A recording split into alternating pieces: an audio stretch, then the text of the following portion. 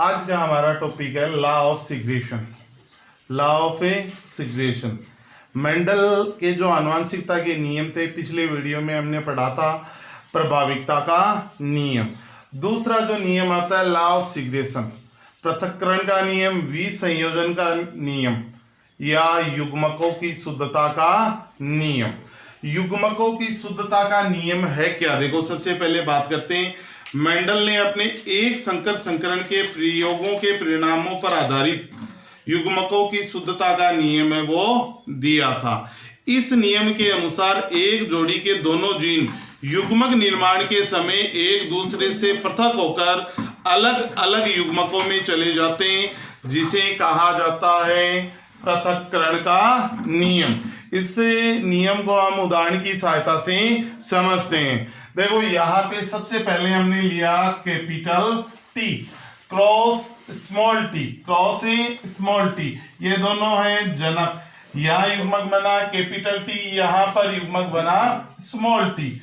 दोनों का क्रॉस करवाया, क्रॉस करवाने पर कैपिटल टी और स्मॉल टी, ये पीडी बन गई F1 जनरेशन, F1 पीडी।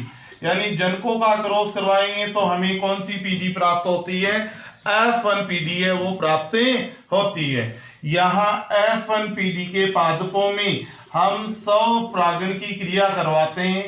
स्वपरागण की क्रिया करवाएंगे तो यहाँ पे नर युग्मक और मादा युग्मक बनेंगे।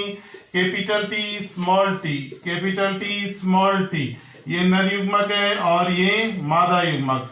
दोनों capital T small T, capital T small T और दोनों स्मॉल टी, ये पीडी आएगी F2 पीडी, F2 पीडी आएगी। यहां देखो, प्रत्येक जो जीन है वो अपने प्रभाव को व्यक्त करेगा। देखो, यहां हम सबसे पहले निकालेंगे लक्षण प्रारूप रेशियो, लक्षण प्रारूप अनुपात निकालेंगे। तो लक्षण प्रारूप अनुपात यहाँ पे आएगा 3:1, यानी 3 पौधे लंबे और 1 पौधे बौना, क्योंकि यहाँ स्मॉल टी अपने प्रभाव को व्यक्त नहीं करेगा। दूसरा हम निकालेंगे जीन प्रारूप अनुपात। तो जीन प्रारूप अनुपात हमारे पास आएगा दोनों कैपिटल टी एक बार, कैपिटल टी और स्मॉल टी 2 बार, और दोनों स्मॉल टी है वो आएगा 1 बार, यानी अनुपात आएगा 1:2:1 है वो हमें प्राप्त होता है। यही नियम कहलाता है लॉ ऑफ सिग्रेशन, यानी युग्मकों की शुद्धता का नियम, पृथक्करण का नियम या विसंयोजन का नियम कहलाता है। युग्मक लक्षण विशेष के लिए दोनों हैं वो एक समान है वो पाए जाते हैं। यानी कहने का सिंपल सा मतलब है, जब तक इनका निषेचन नहीं होता दोनों साथ साथ रहेंगे, और जब इनके निषेचन की क्रिया हो जाएगी तो ये अगली पीढ़ी में चले जाएंगे। और F2 पीढ़ी में ये अप्रभावी लक्षण बोनापन है ना, ये भी अपने प्रभाव को क्या करेगा? प्रकट करेगा, और इसे ही हम बोलते हैं विसंयोजन का नियम कहते हैं। विसंयोजन के नियम का जो इंपॉर्टेंस है वो ये है, इस नियम से जीन संकल्पना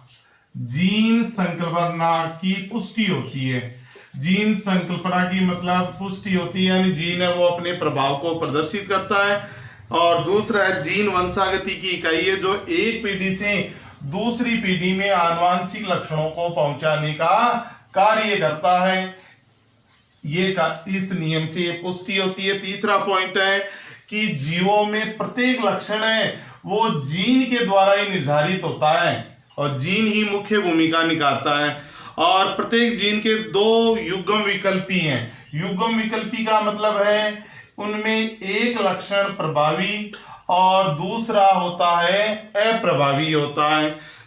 और युग्मक निर्माण के दौरान युग्म विकल्पी एक दूसरे से पृथक होकर अलग अलग युग्मकों में चले जाते हैं। जैसे कैपिटल टी और स्मॉल टी आया था F1 जनरेशन में। F1 जनरेशन में हमने सब परागण करवाया, तो सब परागण करवाने के बाद में F2 पीढ़ी के अंदर जो हमें संतति प्राप्त हुई, दोनों कैपिटल टी स्मॉल टी और दोनों स्मॉल टी प्राप्त होता है। 1:2:1 है वो हमें प्राप्त होता है। यानी कहने का सिंपल सा अर्थ ये है, विसंयोजन पृथक्करण का नियम या युग्मकों की शुद्धता का नियम में कि जब F1PD के पादपों का क्रॉस करवाया जाएगा तो क्रॉस करवाने पर जो अप्रभावी लक्षण है वो भी अपने प्रभाव को क्या कर पाता है, व्यक्त कर पाता है। इसे ही हम बोलते हैं पृथक्करण का नियम या विसंयोजन का नियम या युग्मकों की शुद्धता का नियम कहते हैं। नेक्स्ट जो हमारा कल का वीडियो होगा उस वीडियो में हम पढ़ेंगे स्वतंत्र अपव्ययन का नियम जो द्विसंकर संकरण के परिणामों पर आधारित है। एक संकर संकरण के परिणामों पर दो नियम आधारित हैं। पहला प्रभाविकता का नियम, दूसरा नियम है युग्मकों की शुद्धता का नियम जो हमने आज अध्ययन किया है। तो द्विसंकर संकरण के परिणामों पर आधारित जो स्वतंत्र अपव्ययन का नियम है उसका अध्ययन हम नेक्स्ट वीडियो में करेंगे। YouTube चैनल को लाइक कीजिए, शेयर कीजिए, सब्सक्राइब कीजिए और वीडियो को शुरू से लेकर लास्ट तक है वो पूरा देखिए। Okay bye.